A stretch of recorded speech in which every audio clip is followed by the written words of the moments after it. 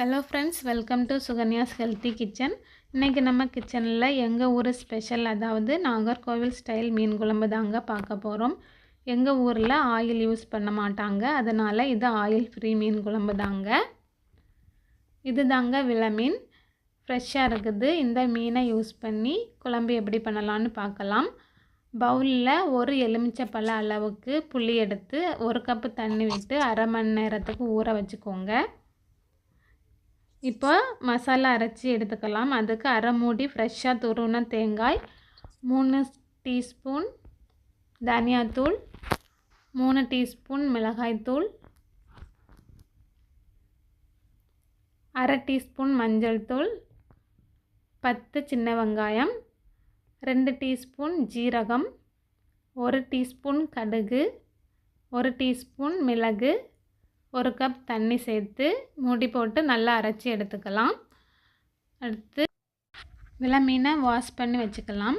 இப்போ ஒரு மண் சட்டியில் 1 டீஸ்பூன் வெந்தயம், 4 பச்சை மிளகாவை நீளமாக கட் பண்ணி சேர்த்துக்கோங்க. 10 பல் பூண்டு, 1 கைப்பிடி அளவுக்கு கருவேப்பிலை, 1 மீடியம் சைஸ் தக்காளி கட் பண்ணி சேர்த்துக்கோங்க. ஊற வச்சுருந்த புளி கரைசல் சேர்த்துக்கோங்க. அரைச்சி வச்சுருந்த மசாலாவை சேர்த்துக்கோங்க. கூடவே 1 கப் தண்ணி விட்டு நல்லா மிக்ஸ் பண்ணிக்கோங்க.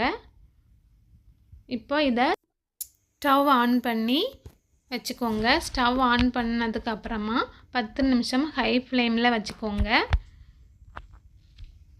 குழம்பு லைட்டாக கொதிக்க ஸ்டார்ட் பண்ணதும் குழம்புக்கு தேவையான அளவு கல் உப்பு சேர்த்துக்கோங்க.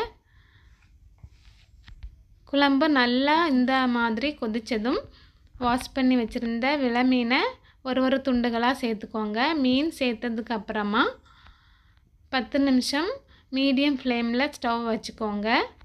அடுத்து ஒரு 10 நிமிஷத்துக்கு லோ ஃப்ளேமில் வச்சுக்கோங்க. எங்கள் ஊரில் மீன் குழம்பு வைக்கிறதுக்கு மண் சட்டி தாங்க யூஸ் பண்ணுவோம். குழம்பில் மீன் சேர்த்ததுக்கப்புறமா கரண்டி போட்டு ரொம்ப மிக்ஸ் பண்ணக்கூடாது, மீன் உடஞ்சிடும். ஃபைனலாக வாசனைக்காக கொஞ்சமாக கருவேப்பிலை தூவி ஸ்டவ் ஆஃப் பண்ணிவிடுங்க. அவ்வளோதாங்க நாகர்கோவில் ஸ்டைல் மீன் குழம்பு. ரொம்பவே ஈஸியாக ரெடி பண்ணிடலாம். கண்டிப்பாக ட்ரை பண்ணி பாருங்கள் ஃப்ரெண்ட்ஸ். ட்ரை பண்ணி பார்த்துட்டு கமெண்ட் பண்ணுங்கள். வீடியோ பிடிச்சிருந்ததுன்னா லைக் பண்ணுங்கள், ஷேர் பண்ணுங்கள், சப்ஸ்கிரைப் பண்ணுங்கள். தேங்க்யூ ஃபார் வாட்சிங்.